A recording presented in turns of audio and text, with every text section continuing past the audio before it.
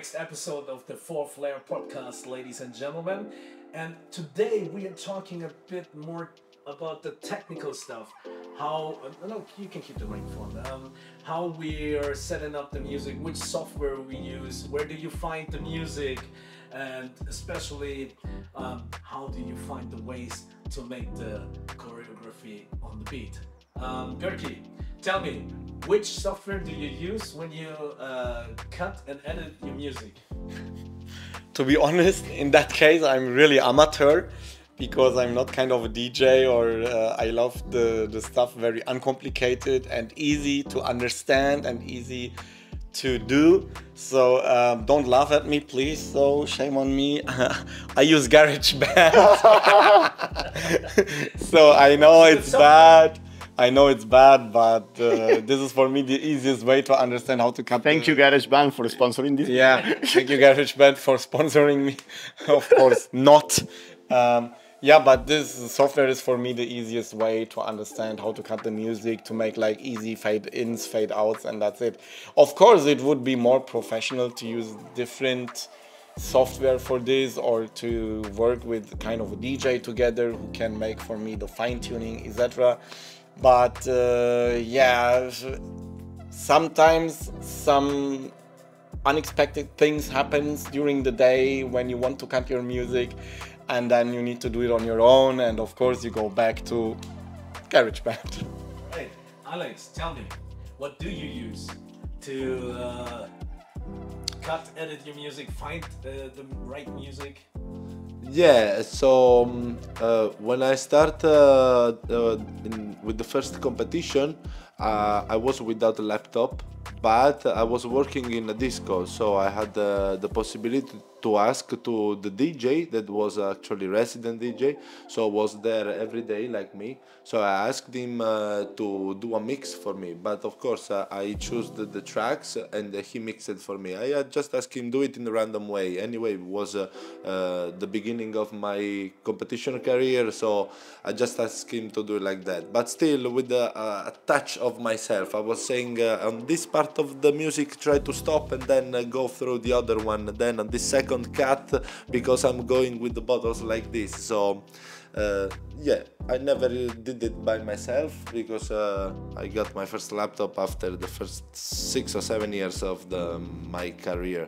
So then I used some other application which other friends of mine, they helped me to find out, because I was just using one normal cut application from the laptop, so I'm not that super professional, not even GarageBand, I knew it, so I was totally broke. Yeah, we have one guy right now. He use software. I use Ableton Live. Oh, yeah. Professional dude here. Nah. Tell me, what is the benefit? What is the benefit of, for like a professional DAW? ¿Cómo? The software. I mean the software. Oh, sorry. Yeah, I knew. I mean, the good thing is that you can cut your music whatever you like, and you can add some effects also. You can replace some parts with different tracks, and in my routines normally I use more than like one track. You hear one track, but I'm normally using like 2 or 3 of them, just because of some space, of some pause with the music, or some effect that I add, or some like voice over the music I add, that maybe then I can add some move to it. So yeah, I mean, for me it works. It's the same. It's the best program I ever use. Yeah. And what is the most important thing when you choose that you have the right music on stage? Is it like the up tempo music, or is it I don't know? It depends. I mean, it's all about the music that you like to choose. Then if you feel good with that music, you only want that during your performance, that music needs to be loud, so you can go through your moves which you trained for. So yeah, I think you need to really be into that music. Like you need to feel it. Yeah, you need to find your own kind of style of music that you want that fits on you. Yeah, it needs to work for you, because I mean, you need to feel it on stage. It needs to motivate you. Yeah. And that's why any bartender has his own good points. Probably because he's super original. So more original you are, it depends also by the choreography that you use. So with the music that you are using in the routine. Yeah, it's so personal. I mean, in my case, I don't use like popular music or music that everybody knows, because the fact that using music I really like and really personalized gives me more, like, I get point in the competition because it's more personal. I mean, my moves are linked to the Yeah, music. the people could see then on that moment that you are in that mood, so you are not copying any kind of tracks or any kind of styles of the music or on your body moves. You are just doing what you like for that 4 or 5 minutes. Yeah, I mean, it's easy to pick the heat of the summer and flare it over. The difficult part is to get one song and personalize. Yeah. Actually, in my routine, I have one track which is uploaded on YouTube since 12 years and has no more than 2,000 views. So these are really strange music, which if you like it, you are the only one who goes to listen. Goerkem, is there, I don't know, when you go on stage on the competition, the judges also have an eye on the music?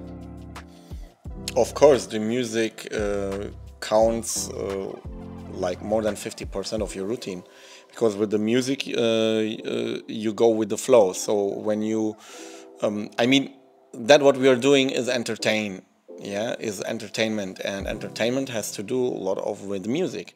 So when you choose the right track for your performance and you feel really good and you're really comfortable on stage with this kind of music, then it shows also you in a good way. So, and when you go clean with it, that's why we say every time, just flare to the music which you really love to flare, so which mirrors your personality. Yeah. This is important. This is the key point, in my opinion. It doesn't has to do if it's something very popular or not. I mean, most flare bartenders used to flare to, especially in kind of commercial competitions like IBA, they used to flare to music which is very commercial and which everyone knows, because this kind of music the audience knows well and it is easier to entertain them. But for a high professional flair bartender, it is even more important to use music which mirrors his or her personality, and it doesn't has to do if this is a popular song or not. The most important thing is really that you feel well on stage with this kind of music and with the rhythm and with the beats, and that you know that music also very well, so that you can really adapt your moves to all the beats. So this is the most important thing in your choice when you want to choose a music. Yeah, also the speed counts. The speed counts, of course. When you are kind of a fast flair bartender, when your moves are fast, then you should take, of course, kind of high BPMs, yeah. Fast music, high BPM music that fits to your moves, to the speed of your moves. But it's good also to have ups and downs, especially for me, like in my routine, have an intro, have like ups and downs in your routine, so that people can breathe and they can like get crazy on the next. Yeah, it is also important that you have like kind of ups and downs in your music, that you can recover yourself from one situation to the other. You also need to breathe. Yeah, you also need to breathe, because you are not a machine, you are a human being. Yeah. And there was a special moment that maybe Alex can answer me now that question. I was at one competition, we call it by the name, but I saw you when I edited the footage that you were like backing one of the guys, and the music wasn't that loud, and your gesture was like, we can show it right now. You do like or you killed the DJ?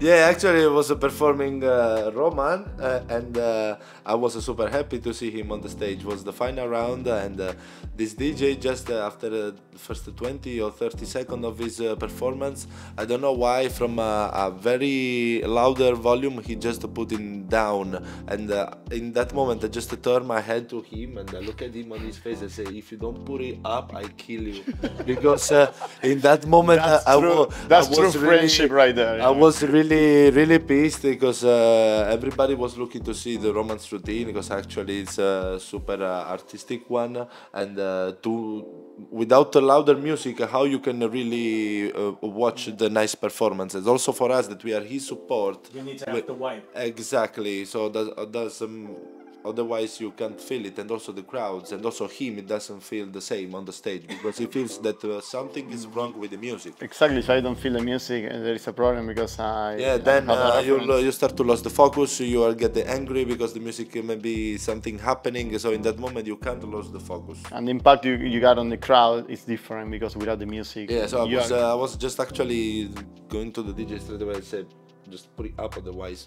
what did he, what did he do? Like, you No, know, he just was looking at me because I'll- just I was barbecing Roman, so I was just on the side of the stage, and then 2 meters on the right was the DJ. So I just just watched straight away on the right. I saw the DJ up, otherwise this. And after 1 second, the music was loud again. I said, okay, then it's good. You can see the many of the videos, yeah. Goerkem, there was also a competition, and we also don't call it by the name. The DJs were really crazy. They didn't have even a laptop and all that stuff. How was it for you? That was really, yeah, not really difficult, but it was disturbing, because when you go with kind of focus to your round and everything is prepared, the MC counts you down like 3, 2, 1, go, and then the music doesn't start, and you're like, what the hell is going on here? So why it doesn't start? So because first you check the music with them and they said, yeah, it's okay, and then in the end it was not okay.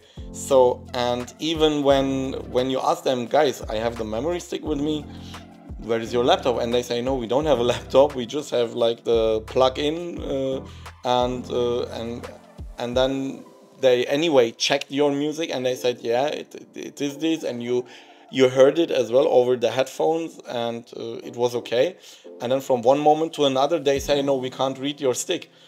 This is like ridiculous, and it disturbs your whole focus. It disturbs your preparation. From 1 second to another, you're done. Yeah, kind of blackout. Yeah, you have like kind of a blackout, and this brings you to kind of, yeah, I mean, of course we are professionals and we need to handle that kind of situations.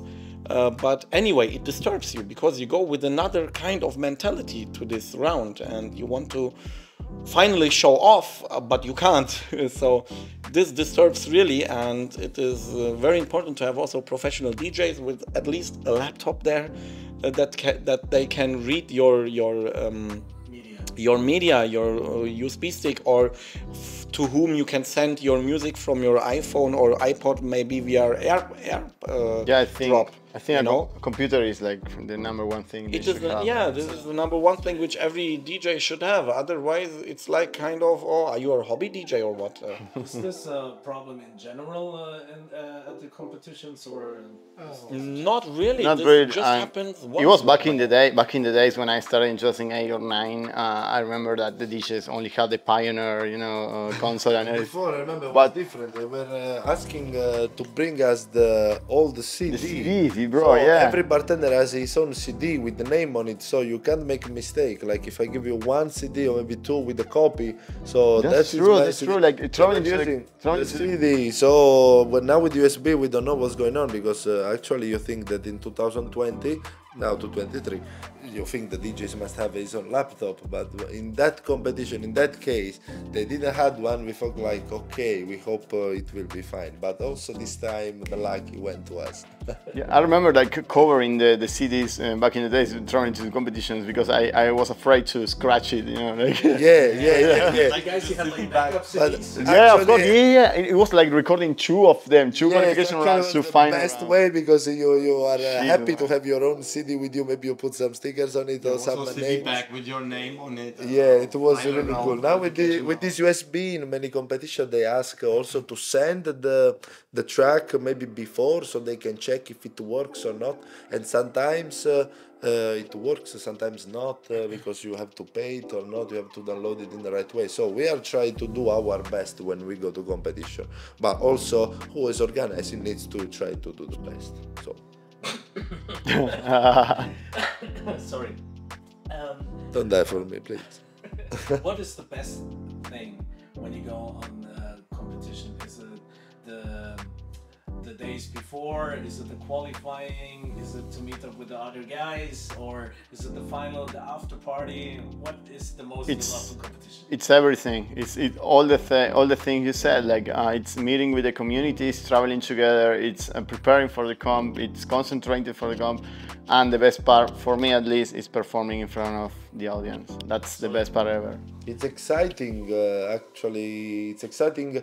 New that you are going to compete in 2 weeks, so then your brain starts to think that you are going to compete. So you are already in the mood that something is going to happen, and it makes you feel really, really good. I mean, when I'm going to competition a few weeks before, I'm always super excited because I can't wait to go there. If it's a country that I discovered or it's a new country, I'm really excited because there in that moment I can really show who really I am and why I trained so hard to become like that. Goerkem, I read on Instagram, I don't know the name of the bartender, but I really like it. He wrote like, we live for these 5 or 7 minutes on stage. Yes, that's true. We just live for this moment.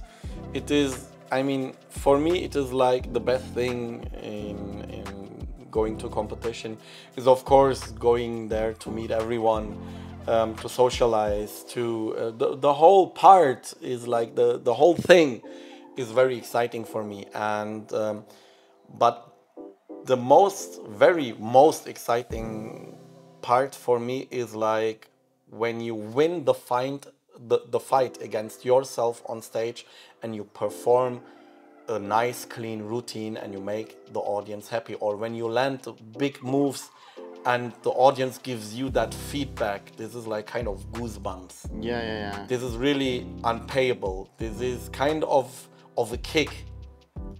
I mean, that's why I'm competing. I need that kick on stage, you know, which gives me goosebumps.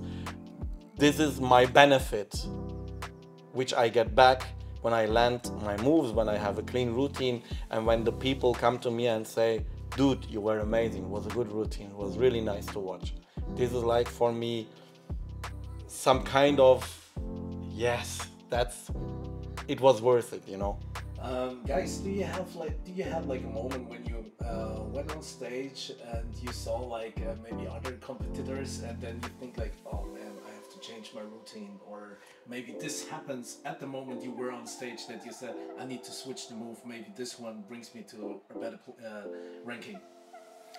Not really. When I always attach to the plan, like 100%, because it's too risky to change on the stage, and I don't normally get influenced by what my colleagues are doing, like because I trust myself, like and my routine. And yeah, anyways, it happened to me in some like weird stages, like small stages or opener stages with wind, sunlight or whatever, that I had to change and improvise on the stage the routines to be cleaner, but only a couple of times just because of bad conditions. Yeah.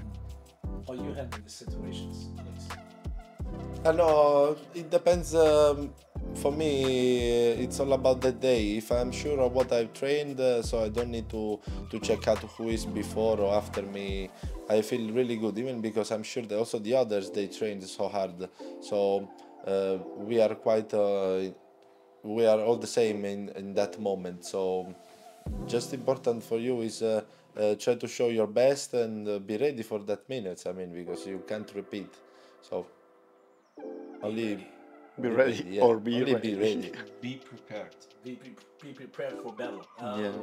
Yeah, Goerkem, tell me, what was the best competition you went so far?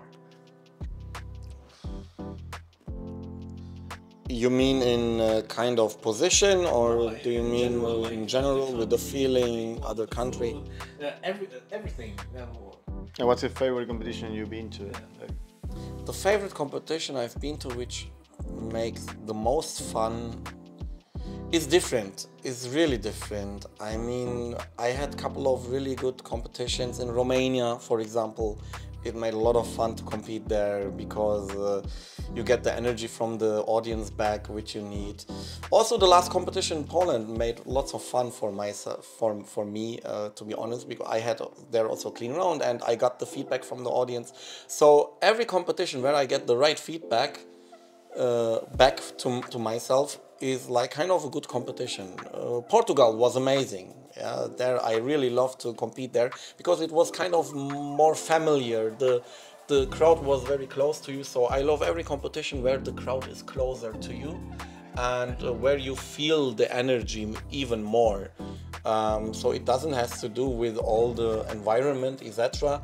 The most important thing for myself is just that you get the right feedback from the audience, and and it doesn't have to do for me which plays I make or not, or if I make a good plays or not. The only thing is like really, are the conditions nice, and do you get the right feedback? Awesome. And yeah, we're coming to the end, and this time Alex, no, Goerkem, Alex did the last time. You can tell the audience right now what they have to do. Guys, so if you really like what we are doing here, and if you want to see more and to hear more, so of course, please give us a like, send us a comment, and also subscribe to our channel.